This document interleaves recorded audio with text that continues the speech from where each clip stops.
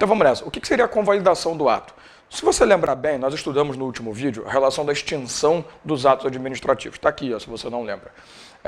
E na extinção você estudou a anulação comigo. A anulação ela recai sempre que o ato for ilegal, ela sempre vai por cima do ato ilegal. Isso era uma coisa que prevalecia em todos os casos, de acordo com a nossa teoria monista, que era a teoria adotada no ordenamento administrativo brasileiro anteriormente. Que dizia que se por acaso o ato administrativo apresentar qualquer vício de ilegalidade, ou seja, o ato for ilegal, ele tem que ser anulado. Consequentemente, você lembra efeito ex tunc, retroage, e ele acaba desfazendo todos os efeitos que o ato produziu. Só que parece um pouco injusto, porque algumas situações podem ocorrer. Eu gosto sempre no presencial dar um exemplo que pode magoar teu coração. Por exemplo, você faz o concurso público, esse concurso é fraudado por 2, 3 pessoas e sua nomeação, que está lá garantida, bonitinha, você estudou pra cacete, vai embora juntos, sabe? O cara anula o concurso público, anula todos os efeitos do concurso, inclusive nomeação daqueles servidores ou daqueles novos servidores que tomaram posse, mas estudaram e não fraudaram o concurso. Então, é um pouco injusto em relação a todos aqueles que participaram daquela ação. Então, o ato administrativo, naturalmente, ele era anulado, anulava-se tudo e dane-se. Essa era a teoria monista.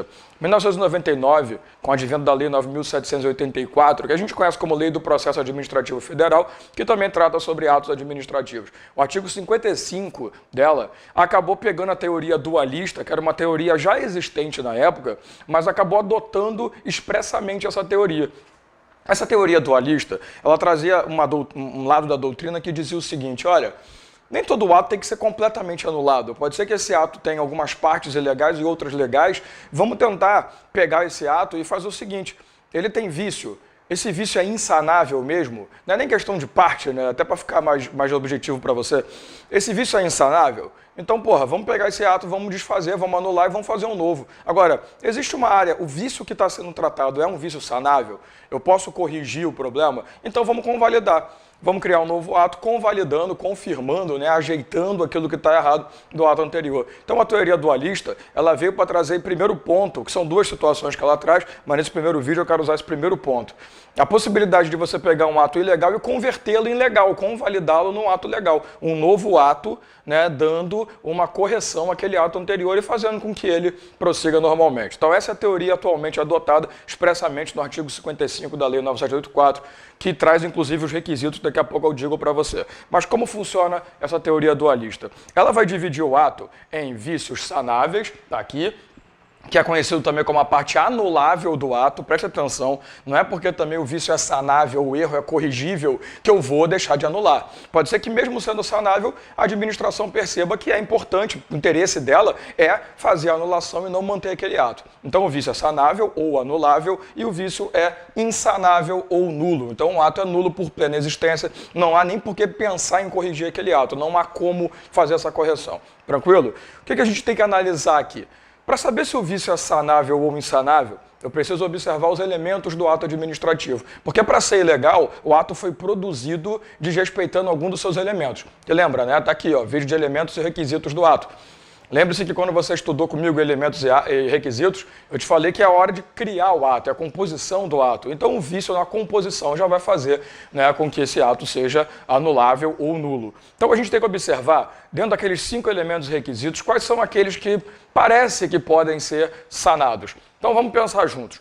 Primeiro elemento, competência, ou seja, um vício de competência é aquela pessoa que cometeu um ato administrativo, produziu um ato, porém é incompetente para tal, não possuía a competência atribuída pela lei. Você acha que isso é sanável?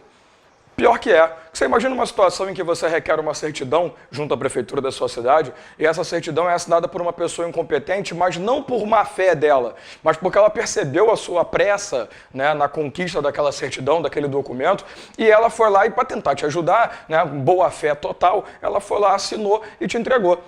Ela sabe, ou pode ser que nem saiba, mas ela tentou ser boazinha. Aquela história, né? Na ética não existe muito esse papo de tentar ser bonzinho, mas ela tentou te ajudar. Então pode ser que a autoridade competente, ela corrija o vício fazendo o quê? Criando um novo ato, né? Confirmando o ato anterior, mas corrigindo quem é que deveria ter produzido o ato. Então eu vou colocar aqui, ó, vício sanável é o vício de competência, beleza? Então, se por acaso você encontra um vício na competência, a competência pode ser corrigida assim, desde que, presta atenção, existe uma exceção. Nem todo vício de competência é sanável. O único vício de competência sanável é quando, ou melhor, o único não, né? Todos são sanáveis, mas nem todo. Existe um que é insanável e existe uma exceção nessa história. Caso a competência seja uma competência exclusiva, não há condição nenhuma de sanar esse vício. Então presta atenção. Dá para corrigir vício de competência? Sempre, de regra. Exceção, se for competência exclusiva. Se a lei prevê competência exclusiva de tal autoridade produzir aquele ato, então, amigão, não há como corrigir, o ato é insanável, não tem como. Então, competência será sanável desde que não seja uma competência exclusiva. Finalidade significa que o interesse público prevalece sobre o interesse particular. Imagina que você produz um ato com interesse particular à frente. Dá para você converter esse interesse público? Claro que não, né? Até porque se fosse do interesse público, você não teria feito com interesse particular. Consegue entender? Você teria feito isso com interesse público desde o início. Então, errado da sua parte, não tem como corrigir. Então, vou colocar aqui, a finalidade é um vício insanável do nosso trabalho. Tranquilo? Terceiro elemento é o motivo. Lembre-se, motivo é a explicitação de pressupostos de fato e de direito, como alguns gostam de falar, ou como eu gosto de falar, é a fundamentação legal do seu ato. Bom, aliás, eu pulei a forma, né? Mas tudo bem, vamos no motivo então, não tem problema. Se você opta por um motivo e esse motivo não é o aplicável, por exemplo, você opta por uma multa quando deveria ter advertido, e você sabe que até pela 8.112 nem há possibilidade de aplicação de multa como penalidade no caso de servidores públicos, mas você opta por uma ação diversa de outra que seria mais, né, inclinável ou mais específica para esse tipo de ato, se você toma uma decisão dessa, não há como corroborar, né? Porque se o motivo está errado, consequentemente, o ato produzido é ilegal pra cacete. Ah, não, tranquilo, eu só vou produzir um novo ato mudando aquilo. Não. Até porque os efeitos vão acabar sendo mantidos, então não é do nosso interesse. Então vai ser insanável também vício de motivo. Obviamente, se o motivo é insanável, o objeto também será. Porque lembre-se, o motivo e o objeto estão intrinsecamente, estão diretamente ligados, né? O objeto é meio intrínseco ao motivo. Porque se você dá um motivo tal, o objeto é o próprio ato que se deu por conta do motivo. Então eu posso dizer tranquilamente que também é insanável. Eu acabei pulando a forma, não tem problema. Forma é sanável? Pensa comigo. Se a sua lei, eu te disse que a forma é escrita na grande maioria dos casos, mas existe a previsão, existe a possibilidade que a lei preveja que algum ato seja feito não de forma escrita, ou pelo menos que ele não obrigue, tem que estar explícito, né, que a forma seja escrita. Então pode ser que às vezes você produza um ato de forma verbal, de forma simbólica, de forma sinal, né, e acabe, né, não pode, isso aqui ser escrito, isso aqui tem que ser escrito, seria melhor se fosse escrito, vamos fazer isso escrito para garantir, e você corrige tornando aquele ato escrito. Então veja bem, eu posso dizer tranquilamente que a forma é sim um vício sanável, desde que, e aqui também há uma exceção, a forma não seja obrigatória, desde que a lei não diga que é imprescindível que a forma seja escrita. O vício de forma só será sanável caso a lei não preveja a obrigatoriedade dessa escrita, sabe, dessa norma estar escrita, desse ato estar escrito. Então, desde que não seja forma obrigatória.